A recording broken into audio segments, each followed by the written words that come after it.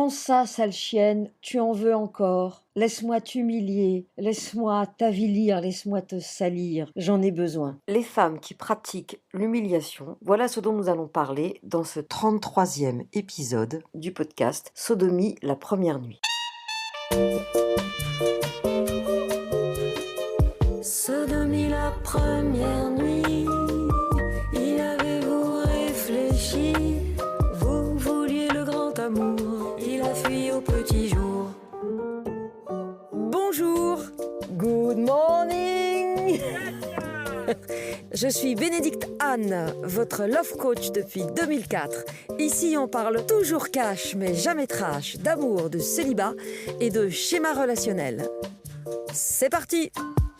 Vous vous en doutez, ce qui nous intéresse n'est pas tant la posture de l'homme qui va humilier la femme, mais celle des femmes qui se font humilier par les hommes. Si vous avez envie d'aller plus loin, de comprendre pourquoi vous subissez certaines choses, certains comportements, certaines relations alors que vous ne le souhaitez pas, je vous invite à me rejoindre au webinaire que j'organise dimanche 29 mai à 20h30.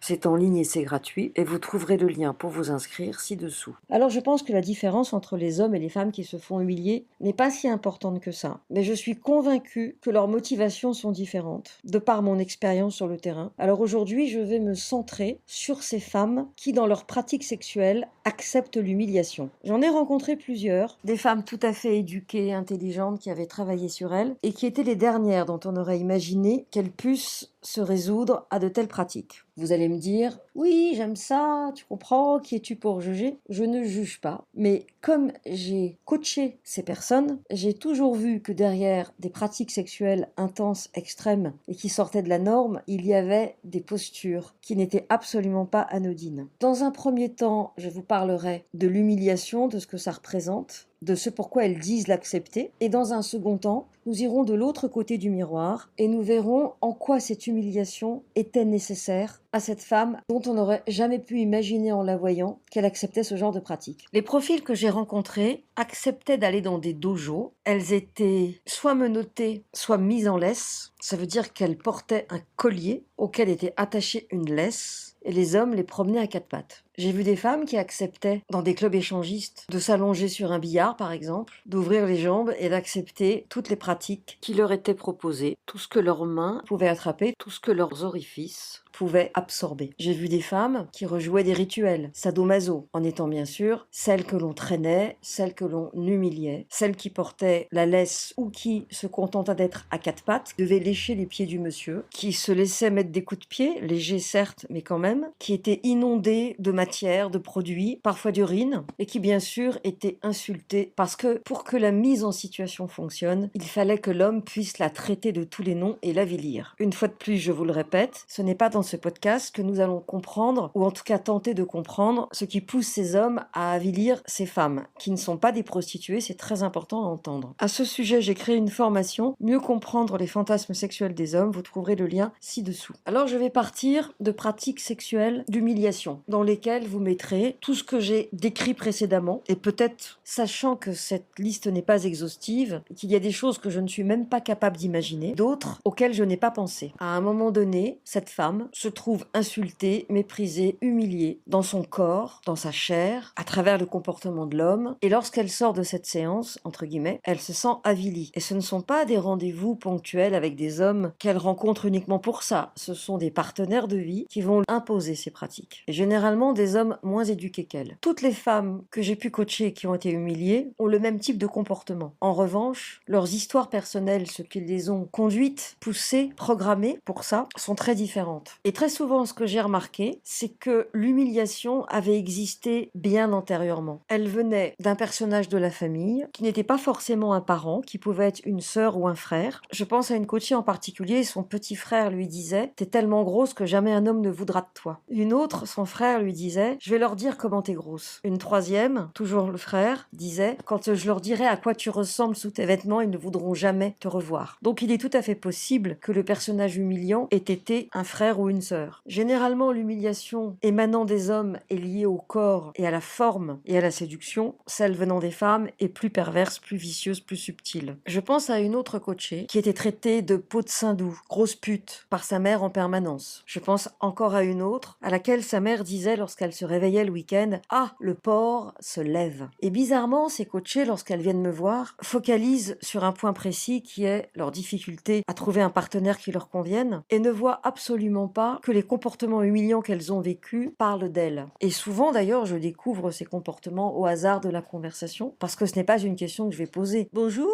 avez-vous été humilié par les hommes par le passé? C'est pas quelque chose qui se dit dans les coachings. Ça vient, ça arrive. Et c'est tant mieux quand ça arrive. Donc ce qui est intéressant, c'est d'entendre que l'humiliation vécue autrefois, et plus particulièrement si c'était quelque chose qui venait de la mère, dans la mesure où le féminin transmet le féminin, cette humiliation était, par la force des choses, l'expression de l'amour de la mère. En d'autres termes, toi qui m'as traité pendant des années de moche et qui disais de moi que j'étais un porc qui se réveillait, j'ai honoré ta présence et mon amour pour toi en recherchant à travers les hommes ce regard que tu posais sur moi. Ce mémorial à la mère, cette histoire d'amour qui s'accomplit, ne se réduit pas bien sûr uniquement à l'humiliation. Dans l'histoire de cette femme, Madame le porc se réveille, il y avait un père infidèle qui donc a humilié la mère très tôt. Il y a un père qui est parti lorsque ma coachée était encore assez jeune. Et il y a surtout une mère qui restait éperdument amoureuse de cet homme et qui a passé son temps à dire à ma coachée « Ne te fais pas avoir par les hommes » et qui trouvait qu'aucun des hommes qu'elle ne fréquentait n'était de son niveau. Un jour, elle lui a même présenté un homme qui aurait pu être le gendre idéal et cet homme-là n'allait pas non plus. Et le double mémorial de ma coachée, c'est d'être aussi seule que sa mère version moderne. La mère est restée 40 ans sans homme en développant des maladies qui attaquaient son corps et son féminin en espérant toujours que l'homme qu'elle avait tant aimé reviendrait un jour. Et ma coachée a passé des années avec un mari qui n'était pas adapté à elle et depuis son divorce, elle était avec des hommes avec lesquels elle s'ennuyait mais dont elle acceptait les pratiques humiliantes pour les garder. Et comme elle avait pris du poids comme tout bon porc qui se respecte, c'était comme si il fallait faire passer son poids, l'excuser en acceptant les pratiques. Du jour où elle a rencontré émotionnellement celle qui cherchait désespérément à retrouver l'amour de sa mère, je t'aime égale humiliation à travers les hommes, sa capacité à se laisser humilier est retombée comme un soufflet. À partir de cette histoire, ne croyez pas que toutes les personnes qui se font humilier l'ont été, même si c'est une piste qui mérite d'être creusée. Parfois, l'analogie se fait directement. Parfois, il y a des déplacements et la personne humiliée va développer d'autres comportements. Parfois, l'humiliation ne prend pas la forme d'une humiliation basique. Donc, c'est plus compliqué à déceler, c'est plus subtil. Dans tous les cas, vous l'avez compris, il s'agit de ne jamais généraliser, car toute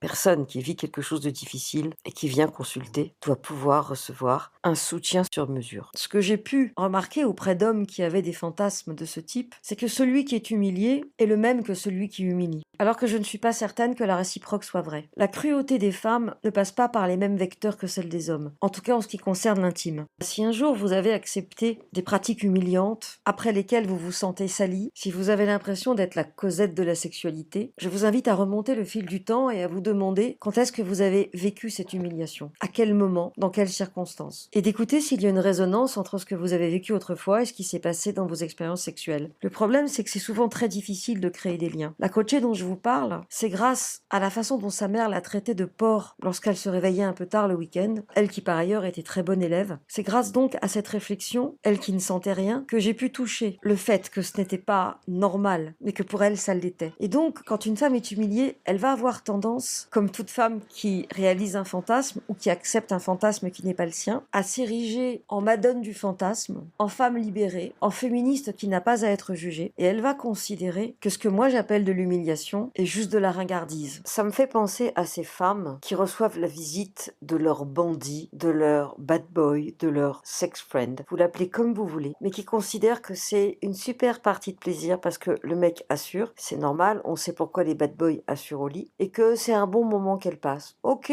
pourquoi pas, s'il n'y a pas d'affect et si c'est un bon moment et qu'il n'y a pas d'attente. Mais le problème, c'est que quand le bad boy devient un habitué des visites du soir tard, entre deux coups, entre deux boulots, entre deux vies, entre deux bandes de copains, ma coachée s'attache et d'une manière ou d'une autre finit par tomber amoureuse. Le fait de tomber amoureuse fait que la relation devient inégale et que le fameux bandit, entre guillemets, vient se servir et c'est une forme d'humiliation déguisée. Alors ne vous trompez pas, accepter l'humiliation n'est jamais anodin, renvoie à l'autre un message qui lui dit qu'il peut vous abuser et vous condamne à plus ou moins long terme à une frustration sans fin, à une non-reconnaissance ontologique et surtout, à beaucoup de tristesse, de désillusion. D'autant plus que tant que vous n'irez pas voir ce qu'il y a derrière, vous allez tourner en rond de rencontre en rencontre. Et cette part de vous qui a tellement besoin de pouvoir être entendue par rapport à ces humiliations du passé aura besoin de rencontrer beaucoup d'hommes et de vivre beaucoup de scénarios d'humiliation jusqu'à ce qu'un jour peut-être vous puissiez faire le chemin. Du coup, l'humiliation ne sera plus qu'un symptôme et le symptôme n'aura plus lieu d'être.